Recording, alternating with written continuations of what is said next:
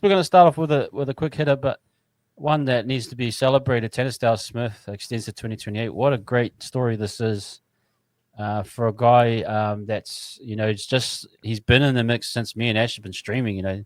He's been there doing his applying his trade in Cup.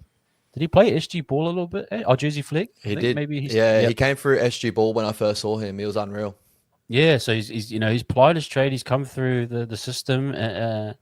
And we have our Lickers and Demetrix and those that are more touted, I suppose, more highlighted. But just underneath that has been Tanner, and to have him get that extension alongside the Labans and the Lickers and Demetrix to join that group of youth with an intention, obviously, to 2028. That means we intend for you to be in and around that top starting spot, a starting spot or bench role moving forward is fantastic. What do you make of this news?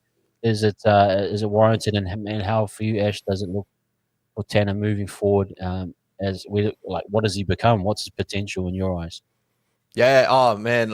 If you guys knew, you go check it out on YouTube. There's receipts of it. My thoughts on Tennis Stowers Smith. Coming through the grades when I first saw him at SG Ball, his movements, his defensive movements, all that. Like he's a really, really top notch player.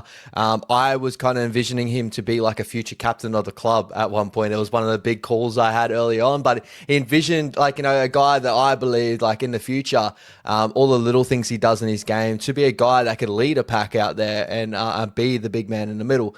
Last year New South Wales Cup didn't have his greatest year, and I was kind of taken back a little bit by it. I was like, oh man, maybe this is one I might have got a little bit wrong, but he still shows a little bit of potential here and there. But I think he's worked really hard in his game in the off season. He's worked a lot on his fitness, which kind of took him back a little bit last year. This year, he's really worked towards it, and this is what happens when you work that hard, right? You've been offered a big deal with the club till 2028, long term there, 21 years old, so still a long term to go, a long time in his career. But when you get rewarded from a strong off season the way he has, and now he's in, off the bench, he's getting really good spots now.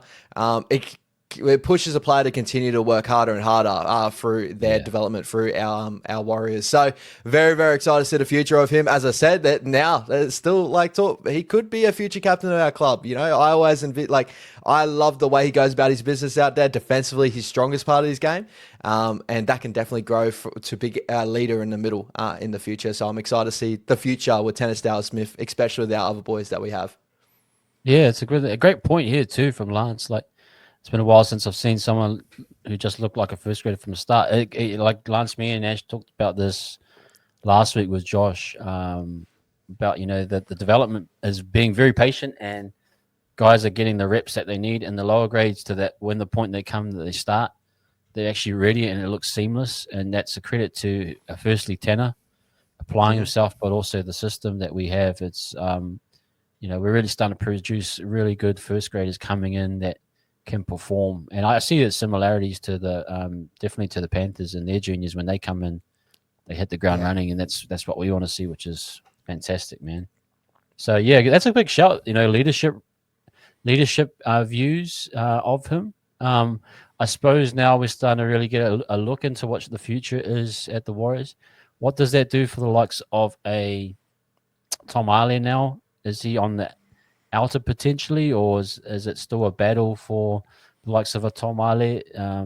What does this news kind of do for the likes of even Bunty as well, I suppose, who's probably seeing close to the end of his contract here at the Warriors?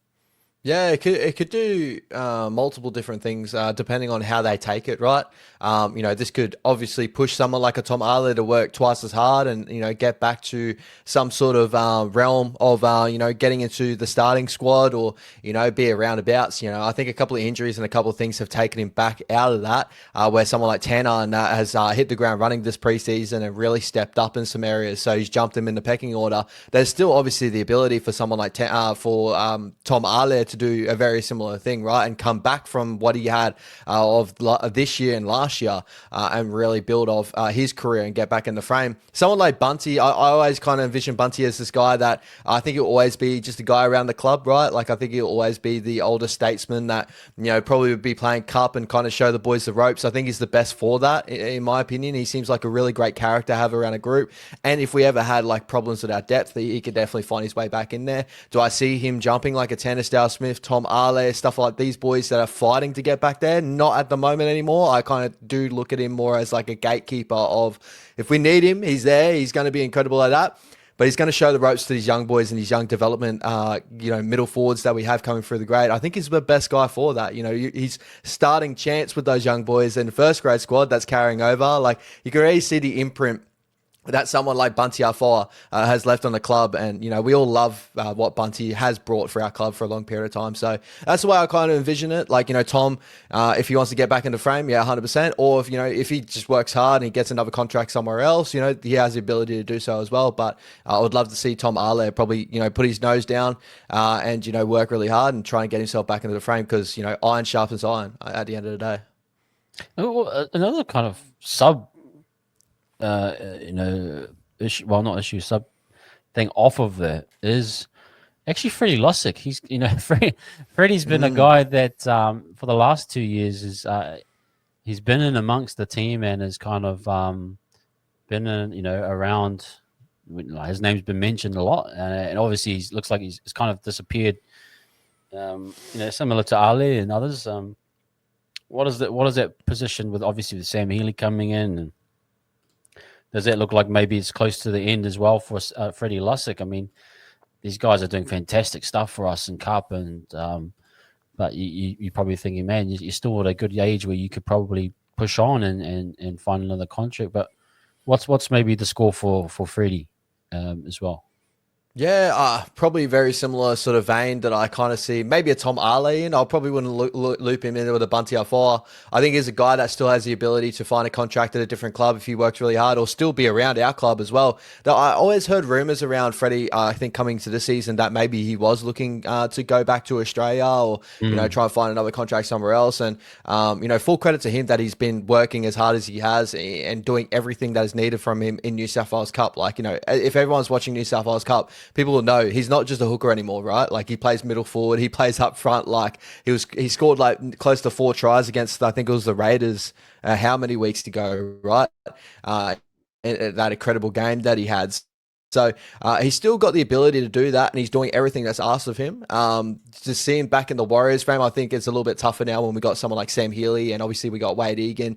But let's say like a couple of those boys go down, he's still within the frame for sure. And I think that's the best thing about the Warriors right now. There's a lot of depth in these areas that these boys are still fighting for squad, places in the squad. And it only makes them getting better. Like Freddie has taken a whole new leap in his game, especially playing like a middle player. So he'll more so understand what it takes to be a middle player. When he goes back to hooker, he can understand that sort of realm. Or if he becomes middle, he can do that at a decent click. So we've just got a really good versatile piece there that we can keep for a little bit longer if he wants to stay in New Zealand. Or he can pick up a decent contract for being a player that can play off the bench and play in multiple different positions for a different club that are looking for it. The Cowboys are a bit of looking for a hooker that can do something like that. Like there's a multitude of clubs that are looking for that. So I think that's probably the track for Freddie Lussick. As I kind of said with Tanner Boyd and what he's doing, he's probably fighting for another contract somewhere else if it's not able to be at the Warriors. And I think that's the biggest credit to our system as well. Lastly, but just to put a bow on it is that these boys are willing to stay at our club and develop in our system, and they trust our system to get the best out of them, not just for being a New Zealand Warriors player, but for being an NRL player that could get future contracts down the track. I see that for Tanner Boyd. I see that for Freddie Lussick for sure. I just want to harp on to that last point you made, but specifically similar to Team Mackie saying that Lussick and Boyd are enjoying their footy here, and it's a testament to us. I mean, like if you really broke it down, would you rather be doing Cup here than at another place where you're really dominant? Look, we've got 9 wins straight, I think it was, and bide your time here. It's like that. It's kind of when you're in a good prison, I suppose. That's a bad analogy, but you're nearly on your way out. You're just waiting for your next transfer, and if a good one comes up, you're ready to go. But you're living in that limbo where you're like a god of your tier, and then you're like, okay, waiting for your next contract. Bad analogy, but you know what I mean. It's kind No, of like they're living in that sweet spot right now. I see where you're at, bro. I see where you're at, but I think I think it's just really cool to see that they're just enjoying their time over here. Yeah, But also I think these guys are proper professionals, right? Like they're proper NRL professionals. They're not just kicking stones in our New South Wales Cup team. They're performing and they're pushing our first grade squad to continue to improve. Because if they don't, these boys could literally take over their spot if they weren't able to improve. And this is why exactly. Luke Metcalf's been incredible. Chanel Harris-Davita's been incredible. Sam Healy and Wade Egan's been incredible because these other guys are biting at the heels. That was a bit dismissive of what they're doing. They actually are genuinely right nipping at the heels. Like I know Tanner, it's a patience game. You're gonna have to bide that time, but with the opportunity comes, man, Mm-hmm. and you're ready to go. Like it does put pressure on a Luke Metcalf, and others. So like absolutely, if you've got that mindset for it, bro, good things will follow you if you stick at it and show week in, week out, and who knows, he might land himself a starting gig somewhere, and that might be the resurrection of his career, or Mm-hmm. things like that for Freddie, posing new opportunities in the middle. He might become a middle kind of interchange forward for another team, which is fantastic, Exactly. Just quickly on this one, Buzzman, I think another brother brought up this one, but yeah, the Bishop Neal news, which was huge as well. Him and the other two Cantabrians Yep. making the signing. I think they signed till 27 or 8 as well, didn't they? Yep. All of Um, them 28. Fantastic news. Again, credit to our team and those that have been recruiting. Bishop was one of the guys I saw in the New Zealand secondary schools comps early on, and was killing it at that phase. And he's only gotten bigger and stronger too.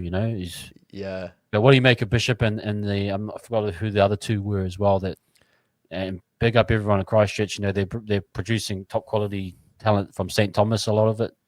It's credit to a school that's actually just quickly before you go, Ash, but a school like St. Thomas, who isn't traditionally a rugby league school, Yep. put money and investment into rugby league, and now they've produced talent from that school specifically. They've won two. I think they've won two back-to-back NZRL premierships, and now they're producing a new rugby league talent, which is. But yeah, speak about the Bishop, man. What do you your thoughts on his sign?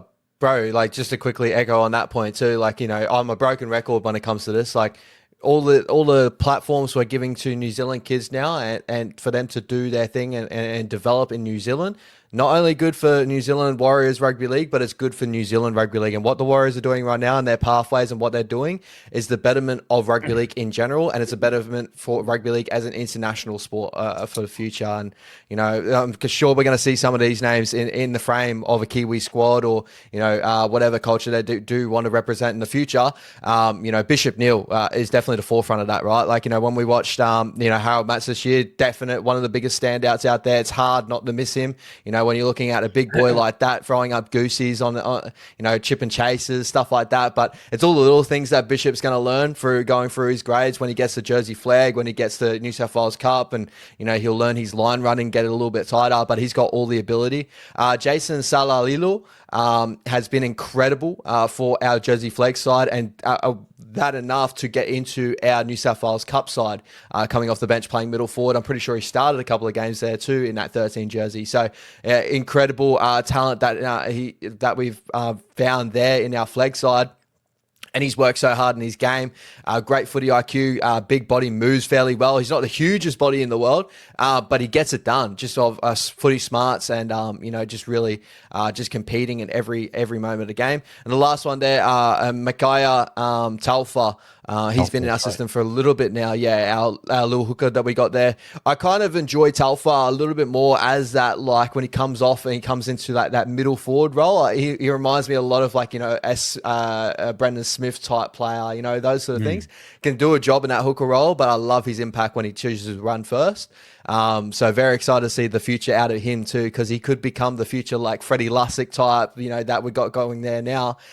He could be a real solid talent in that area too. Not just in hooker, but can be a middle forward as well, and do a lot of damage. So to 2028, we're doing a lot of great contract wheeling and dealing at the moment. We locked down our young juniors, and now these younger juniors I'm excited to see the more of the kids come through our system, especially with that Harold Matts team going the way it is, and TJ Ashford and all he's doing in the Yeah, junior development ranks. that's fantastic.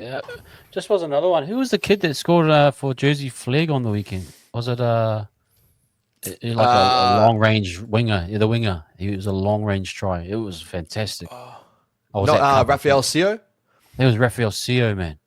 bro. Yeah, What speed he had! It just looked crazy the way he the scored one that try. we'll touch on like our juniors and that a little bit later on, but the one I'm really enjoying is Brendan Norris. We got him from Brisbane, from memory. And his ability is top notch. And we haven't even spoke about like Sio Garley's been injured for a little bit. And people that know Sio Garley know the ability that he's got. Yeah, Army Tuanai, Army the Tuanai, Tuanai's been another one. incredible. Bro, so we're doing a lot of good things in our junior development, and getting contracts like this for these young kids is just honestly, it's what they work hard for, right? And all these other kids be working hard for the exact same opportunity, and I'm sure that's what makes us a great development side right now, which is great to see.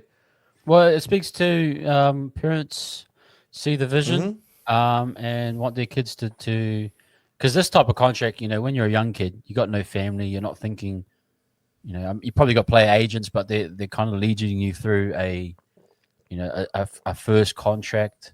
Yep. It's all about who do you want to be coached by, who do you want to be developed. Is there an opportunity for you to get an opportunity? How does that look? And so those things are real important. Before you make when you're a bit more settled, you start to make decisions on your own and where you want to take your family and that type of thing. So it's really great to see that we are actually signing up the guys that are out and out. We know everyone can see Bishop Neal is a guy you should sign up, Yep. and that's happening. So that's absolutely awesome, fantastic to see. Really, really great to see the clubs just moving in the right direction.